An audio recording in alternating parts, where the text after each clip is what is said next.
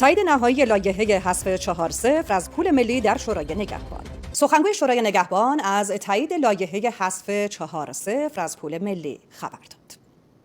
لذا با ابلاغ این قانون فرایند حذف 4-0 از پول ملی رسما آغاز خواهد شد. البته این مصوبه به دنبال یک فرایند فوری و دفعی در این خصوص نیست. همونطور که در این مصوبه هم آمده، یک دوره گذار چند ساله برای اجرایی شدن این تغییر پیش بینی شده. دستگاه‌های مسئول، مشخصاً بانک مرکزی جمهوری اسلامی ایران، باید تمهیدات اجرای این مصوبه رو فراهم بکنن و قاعدتاً در طول این مدت هم اطلاع رسانی لازم رو انجام خواهند داد.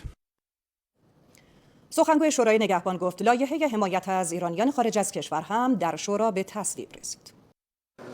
چتر حمایتی دولت و مجلس برای حمایت از ایرانیان خارج از کشور.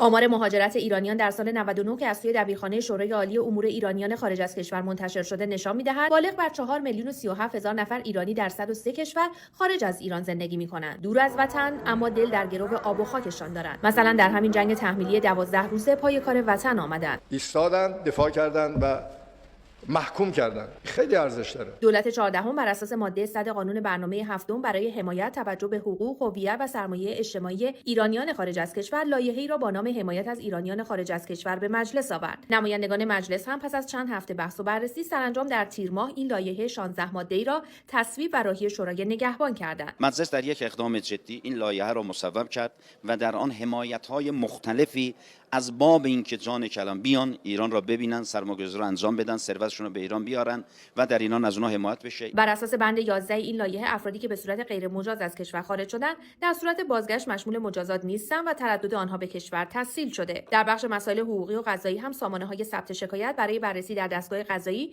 برای ایرانیان خارج از کشور فراهم شده تا درخواست‌های حقوقی آنها پیگیری شود. سامانه شکایات رو ما ایجاد کردیم در این لایحه برای اینکه بتونیم تسهیل کنیم مسیر ایرانی ها رو، بتونیم در واقع اون مشکلاتی که اینها دارن چه در خارج از کشور چه در داخل ایران که دسترسی قبلا نداشتن آن دسترسی داشته باشن. ماده 8 این لایحه هم دولت رو موظف کرده در صورت ضرورت اقدامات حمایتی برای تامین امکانات و خدمات درمانی و بهداشتی مورد نیاز را برای ایرانیان خارج از کشور از طریق نمایندگی‌های جمهوری اسلامی ایران و سازمان‌های بین‌المللی فراهم کنند. بر اساس این لایحه وزارت امور خارجه هم نقش کلیدی در شناسایی استعدادهای ایرانیان خارج از کشور برای جذب نخبگان صاحبان استعداد در حوزه‌های آموزشی و پژوهشی و مؤسسات دانش بنیان دارد. تسهیل فعالیت‌های اقتصادی و سرمایه‌گذاری توسط ایرانیان خارج از کشور در داخل کشورمان از دیگر برنامه‌ها برای مراودات‌های اقتصادی است.